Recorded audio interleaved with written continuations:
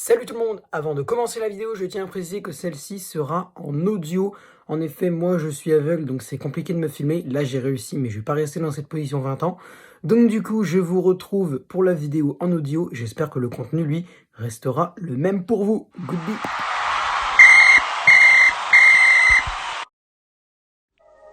Salut à tous, supporters marseillais, supporters d'autres clubs, c'est le football à l'aveugle. On se retrouve aujourd'hui pour s'intéresser à l'Olympique de Marseille. C'est pour ça que j'ai commencé l'intro en disant salut supporters marseillais et tout.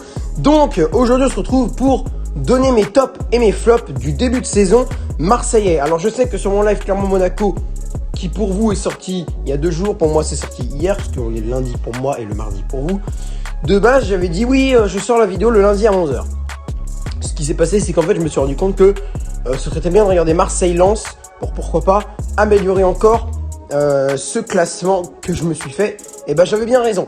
Donc, du coup, on se retrouve aujourd'hui pour ce débrief un petit peu du début de saison de l'Olympique de Marseille. Enfin, sans vraiment faire un débrief du début de saison, mais plutôt, comme j'ai dit, donner mes tops et mes flops. Alors, on va commencer tout de suite avec les tops. On va commencer...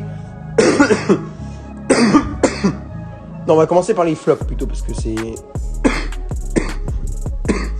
le meilleur pour la fin. Oui, je suis toujours malade. Hein. Je suis toujours malade. Donc, les flops de cette équipe de Marseille, il y en a 3, comme dans les tops d'ailleurs. Mes 3 tops et mes 3 flops. On commence avec les 3 flops. Je vais vous donner les noms et après je vais vous dire pourquoi. Nous avons Gerson, nous avons Leonardo Balerdi et nous avons Luis Enrique. Alors, pourquoi Gerson? Gerson, premièrement, je récapitule quand même un petit peu le profil. Gerson, c'est un milieu de terrain brésilien de 24 ans arrivé en provenance du CR Flamengo au Brésil. Donc, Gerson, il a joué pas mal de matchs avec l'Olympique de Marseille, que ce soit en match de préparation ou en match normal. Même en match en Ligue Europa, je crois qu'il était titulaire face au Lokomotiv Moscou. Alors, Gerson, pourquoi flop? Parce que, alors même s'il fait pas forcément de mauvais matchs, il n'y a pas vraiment de Marseillais qui font un mauvais début de saison. En fait, c'est les moins horribles. C'est les moins bons, en fait. C'est les moins bons qu'il faut comprendre, parce qu'il y en a beaucoup de très bons.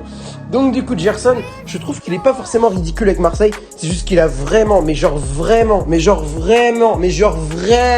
mal à s'adapter avec l'OM. J'ai entendu certaines rumeurs comme quoi il avait du mal à s'adapter aux exercices de Jorge Sampaoli. C'est possible. Après, bon, je veux dire, ça fait quand même 2 mois que t'es arrivé. Il serait peut-être temps de t'adapter. Au bout d'un moment, voilà. Alors, je peux comprendre que sur certains plans, ce soit encore un peu compliqué. Je veux dire, l'adaptation n'est pas totalement finalisée, mais quand même être à au moins 90-95% de ton adaptation, parce que ça fait quand même 2 mois. Si à chaque adaptation de joueur qui arrive de d'autres pays ou de d'autres continents, on est obligé d'attendre 8 à 10 mois, c'est pas rentable sur le court terme pour Marseille. Même sur le long terme, si, le long terme c'est rentable. Du coup, si le mec au bout de 8-10 mois, il s'adapte vraiment et il commence à faire de très bonnes performances, là oui c'est rentable au long terme. Mais au court terme, c'est pas du tout rentable. Et Marseille, au court terme, ils ont vraiment besoin de Gerson. Le problème là, c'est qu'il n'y arrive pas trop. Comme j'ai dit, il est loin d'être ridicule, mais il a vraiment du mal à s'adapter et il va vraiment falloir que ça avance dans le dossier, parce que sinon, comme je disais hier sur un live marseillais, le live de Célou, de tonton Célou, ce que je disais, c'est que si Gerson, il continue à faire des performances en demi-teinte comme celle-là, comme celle qu'il a fait face à Lens notamment hier, il va très vite se retrouver sur le banc, parce que mine de rien, au milieu, t'as Guendouzi, t'as Rongier, t'as Camara, t'as Gueye. Alors Camara, tu peux le foutre en défense centrale, mais moi je vois plutôt Alvaro, Pérez et Balerdi. Donc Boubacar Camara, et t'as aussi Paul Lirola, mais lui Paul Lirola pas trop en défense centrale. Donc tu vois, justement, t'as même Lirola qui peut se foutre au milieu. Donc Gueye, Camara, Rongier, Guendouzi. T'en as encore... non, je crois que c'est tout. Il me semble que c'est tout. Mais Gerson, pour moi, il y a moyen qu'il soit pas sur le banc. Parce que s'il fait un milieu, c'est un milieu à 4 qu'il fait. Donc Gerson, il y a moyen qu'il soit pas titulaire. Parce qu'en plus, t'as Payet qui peut jouer au milieu, un petit peu quand même. T'as Under qui peut jouer aussi au milieu. T'as Conrad qui peut jouer au milieu. Voilà, presque tous les attaquants peuvent jouer au milieu. Sauf, je pense, Arkadiusz Milik, je le vois pas du tout au milieu. Ça, non. C'est Milik et Dieng, je les vois pas du tout au milieu. Donc, voilà. Gerson, il va très vite finir sur le banc s'il continue comme ça. Vraiment, il y a une concurrence au milieu marseillais qui est franchement captivante et qui, je pense, va laisser les traces du côté de Gerson si jamais il ne se bouge pas. On poursuit avec Leonardo Balerdi. Là, c'est pareil. On a été obligé de choisir le moins bon de tous les défenseurs centraux. Pour moi, Alvaro González, il fait un très bon début de saison. Luan Pérez, vous verrez bien ce que j'en pense. On a aussi qui? On a William Saliba, c'est vrai. William Saliba, pareil, très bon. Voilà. Donc, Balerdi maintenant. Balerdi, alors c'est le seul Marseillais à avoir reçu un carton rouge dans la saison d'après moi. Il me semble que c'est le seul. En tout cas, c'est lui qui a reçu le premier. Après, voilà, je vais pas dire bon, il a reçu le premier carton rouge, ça y est, c'est un flop, il fait en Ligue 2, c'est bon, je veux pas le savoir. Non, ça marche pas comme ça. Mais c'est quand même un truc à signaler. Bref, donc Balerdi, bof pour moi parce que il fait un bon match quand même. Il fait de bons matchs sur les sur les matchs marseillais. Le problème, c'est que il perd pas mal de fois la balle, je trouve. Et il est vraiment agressif, et d'où le carton rouge qui s'est pris contre Bordeaux. Des fois, il est trop... il y va trop, quoi. Mesure tes tacles un peu. Mesure tes tacles. Je trouve qu'il y va trop fort, Léo Balerdi, sur certaines actions. Ce qui, comme je disais, valut notamment le carton rouge face au Girondins de Bordeaux. Après, c'est 2 cartons jaunes, je crois, face à Bordeaux. Mais lui, c'est les cartons rouges. Il s'en est reçu 2-3 l'année dernière, hein, je crois. Léo Balerdi, il s'en est reçu 2-3 l'année dernière des cartons rouges. Donc, moi, je dis, il faut faire attention. Balerdi, à voir pour la suite, mais c'est pareil que Gerson, quoi. S'il continue comme ça... Alors, Balerdi, c'est mieux que Gerson. Balerdi a moins de choses à reprocher que Gerson. Mais pareil, tu vois bien qu'en défense centrale, Pérez, Saliba, ça assure. Donc, ça va se jouer entre Alvaro et Balerdi, et peut-être même Boubacar Camara s'il décide de le foutre en DC. Donc, attention à Léo Balerdi, quoi. Ensuite, troisième et dernier flop, Luis Enrique.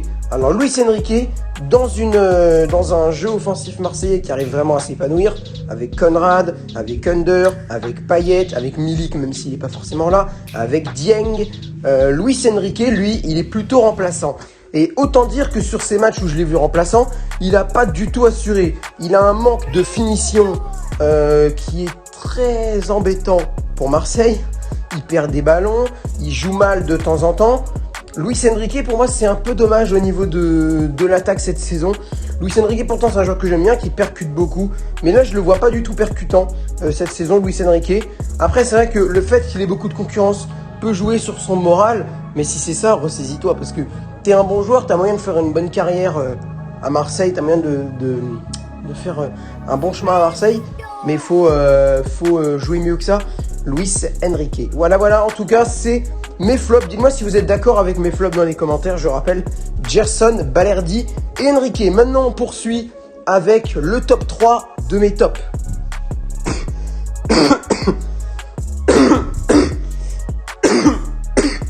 J'adore ça fait le jingle entre les trois.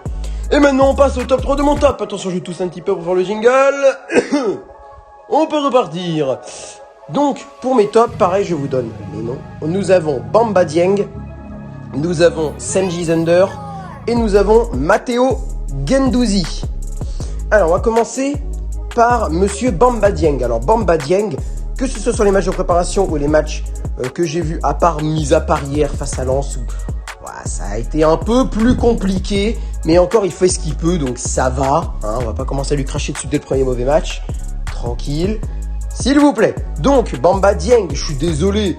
Le mec, il te marque un doublé. Le mec, il percute. Il marque des buts. Il a une conduite de balle magnifique. Un peu à la Aminarit aussi. Vraiment, Dieng, c'est un jeune. Lui, tu vois que sur le terrain, il est bien. Sur le terrain, il se plaît sur le terrain. Il se plaît sur le terrain. Il s'épanouit vraiment sur le terrain. Et en témoignent ses performances avec l'OM. Donc vraiment top Bamba Dieng pour moi. Bravo, c'est un petit jeune que j'adore. Tu vas peut-être même remplacer Conrad dans mon cœur. Peut-être, c'est possible. C'est déjà assez en cours déjà. On verra ça tout à l'heure aussi, avec les mentions honorables. On poursuit avec Cengiz Under. Pareil, très remuant en attaque marseillaise. Il marque beaucoup. On est déjà sur du 4-5 buts pour Under. Pareil, hier face à Lens, un peu plus déçu d'Under que de Dieng face à Lens. Il était fantomatique pour moi, à part sa barre transversale sur les buts de Jean-Louis Léca. Il est un peu fantomatique, le Senji's Under. Mais en tout cas, je sens qu'Under va vraiment aider Marseille cette saison. Donc, parfait Under, magnifique. Lui, sa place de titulaire, pour moi, il l'a déjà. On poursuit avec Matteo Guendouzi, la même. Matteo Guendouzi, je ne serais pas capable de vous citer un mauvais match. Guendouzi. Non, Guendouzi. Alors, Guendouzi, pareil, mais contre Lens hier, pareil. Un peu en dedans. Une altercation avec Gerson, justement. Mais en soi, ça va, franchement, Guendouzi est super. Guendouzi, super. Il est présent, il tente des trucs, il fait des passes. Il est là, il n'y a rien à lui reprocher, franchement.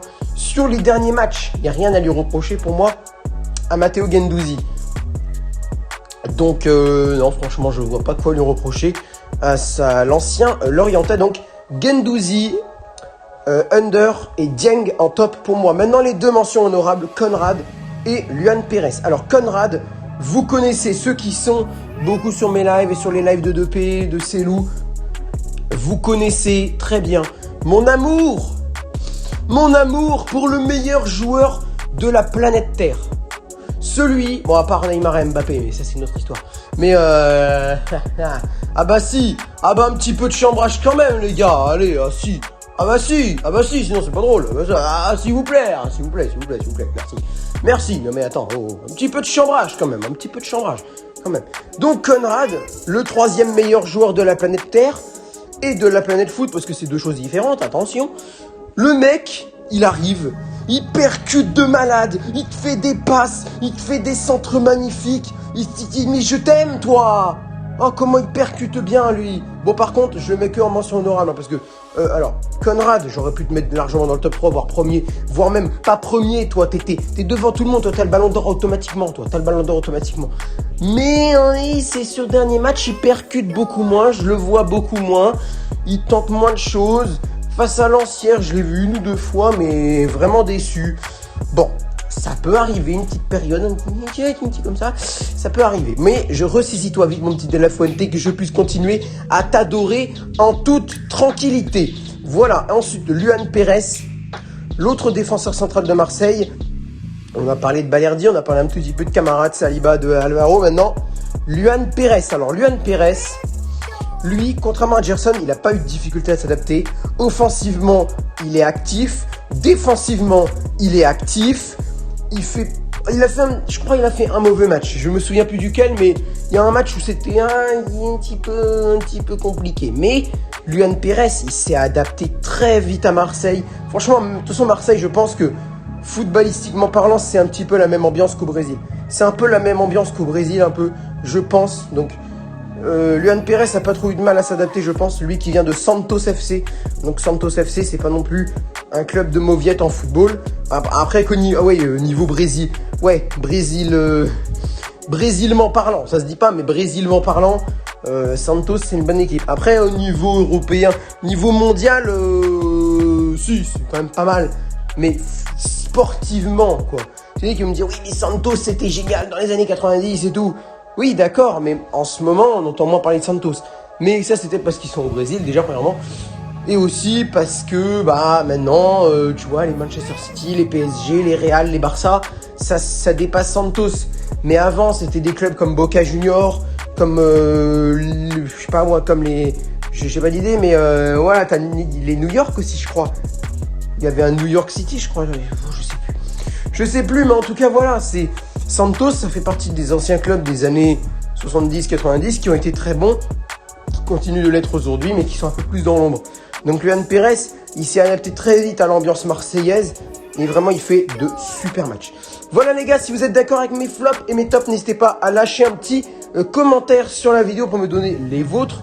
N'hésitez pas à partager la vidéo à d'autres supporters que vous pour faire connaître la chaîne YouTube. N'hésitez pas d'ailleurs à vous abonner à celle-ci. On est actuellement à 276 abonnés à l'heure où je tourne cette vidéo, donc merci encore à vous tous de vous abonner en masse, vous êtes des génies. Et n'hésitez pas aussi à liker la vidéo si elle vous a plu. Voilà, sur ce, c'était le football à l'aveugle. Je vous dis à bientôt, passez une bonne journée. On se retrouve demain ou mercredi pour le débrief de PSG Manchester City pour les supporters parisiens et aussi pour les passionnés, aussi pour les supporters marseillais. qui veulent bien entendre parler de Paris. Voilà, voilà. Ciao, ciao!